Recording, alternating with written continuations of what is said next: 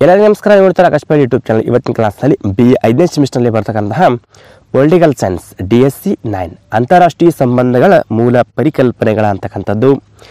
ಇಲ್ಲಿ ಏನಪ್ಪ ಅಂತಂದ್ರೆ ಇದರಲ್ಲಿ ನಾವು ಅಧ್ಯಾಯ 5 ಶೀತಲ ಸಮರ ಅಂದ್ರೆ ಇಲ್ಲಿ ನಾವು 1 ರಿಂದ 12 ಅಧ್ಯಾಯದಲ್ಲಿ ಏನಪ್ಪ ಅಂತಂದ್ರೆ ಯಾವ್ಯಾವ ರೀತಿಯಾದಂಥ ಕ್ವಶನ್ಗಳು ಕೇಳ್ಬೋದು ಅಂತಕ್ಕಂಥದ್ದು ನಾವು ನೋಡ್ತಾ ಇದ್ದೀವಿ.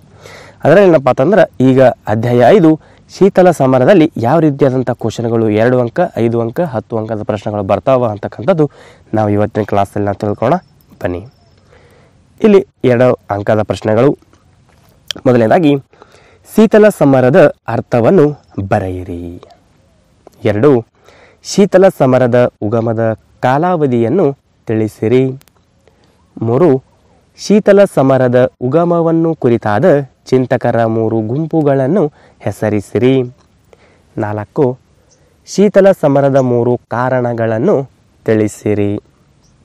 5 ಸೋವಿಯತ್ ಒಕ್ಕೂಟವು ಯಾಲ್ಫಾ ಸಮ್ಮೇಳನದ ತತ್ವಗಳನ್ನು ಉಲ್ಲಂಘಿಸಿತ್ತು ಹೇಗೆ ಅಂತಕ್ಕಂಥದ್ದು. 6 ಶೀತಲ ಸಮರದ ಕಾಲದಲ್ಲಿ ರಚನೆಗೊಂಡ 3 ಮೈತ್ರಿಕೂಟಗಳನ್ನು ಹೆಸರಿಸಿರಿ. 7 ಅಲಿಪ್ತ್ ಚಳುವಳಿ ಎಂದರೇನು. 8 ಶೀತಲ ಸಮರದ 3 ಪರಿಣಾಮಗಳನ್ನು ಬರೆಯಿರಿ. 9 ಶೀತಲ ಸಮರದ ವೇಳೆಯಲ್ಲಿ ಉಂಟಾದ ಯಾವುದಾದರೂ 4 ಬಿಕ್ಕಟ್ಟುಗಳನ್ನು ಹೆಸರಿಸಿರಿ. 10 ಡೆಟಾಂಟ್ ಎಂದರೇನು.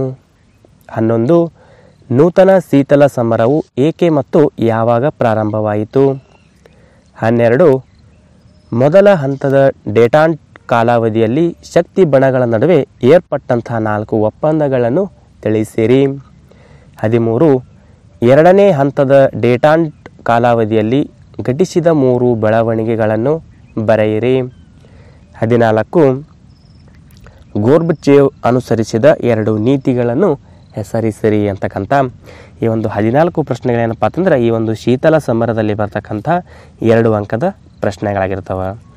ಇನ್ನು ಇದರಲ್ಲಿ ಏನಪ್ಪ ಅಂತಂದ್ರೆ 5 ಅಂಕದ ಪ್ರಶ್ನೆಗಳನ್ನು ನೋಡೋದಾದ್ರೆ ಮೊದಲನೇದಾಗಿ ಶೀತಲ ಸಮರ ಎಂದರೇನು, ಅದರ ಉಗಮವನ್ನು ವಿವರಿಸಿರಿ. ಇನ್ನು 2ನೇ ಪ್ರಶ್ನೆ ಶೀತಲ ಸಮರದ ಕಾರಣಗಳನ್ನು ಪರಿಶೀಲಿಸಿರಿ. 3 ಶೀತಲ ಸಮರದ ಪರಿಣಾಮಗಳನ್ನು ಚರ್ಚಿಸಿರಿ. 4 ಶೀತಲ ಸಮರದ ಅಂತ್ಯವನ್ನು ಕುರಿತು ಒಂದು ಟಿಪ್ಪಣಿಯನ್ನು ಬರೆಯಿರಿ. 5 ಸೋವಿಯತ್ ಒಕ್ಕೂಟದ ವಿಘಟನೆಯನ್ನು ವಿವರಿಸಿರಿ ಅಂತಕ್ಕಂಥ ಈ ಒಂದು 5 ಪ್ರಶ್ನೆಗಳೇನಪ್ಪ ಅಂತಂದ್ರೆ 5 ಅಂಕದ ಪ್ರಶ್ನೆಗಳಾಗಿರ್ತವೆ. ಇನ್ನು ಕೊನೆಯದಾಗಿ 10 ಅಂಕದ ಪ್ರಶ್ನೆಗಳು ಕೇಳೋದ್ರಪ್ಪ ಅಂತಂದ್ರೆ ಇಲ್ಲಿ ಮೊದಲನೇದಾಗಿ ಶೀತಲ ಸಮರದ ಕಾರಣ ಮತ್ತು ಪರಿಣಾಮಗಳನ್ನು ಚರ್ಚಿಸಿರಿ ಅಂತಕ್ಕಂಥ ಕ್ವಶನ್ ಕೇಳ್ಬೋದು. 2ನೇದಾಗಿ ಶೀತಲ ಸಮರದ ಉಗಮ ಮತ್ತು ಅಂತ್ಯವನ್ನು ಚರ್ಚಿಸಿರಿ ಅಂತಲೂ ಕೇಳ್ಬೋದು.